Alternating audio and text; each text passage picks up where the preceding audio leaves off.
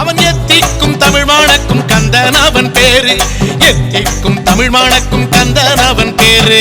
பணிமலை முருகன் அவன் பக்திதனை பாடு, அவன் சக்திதனை நீ அறிந்து அவன் அருளை தேடு.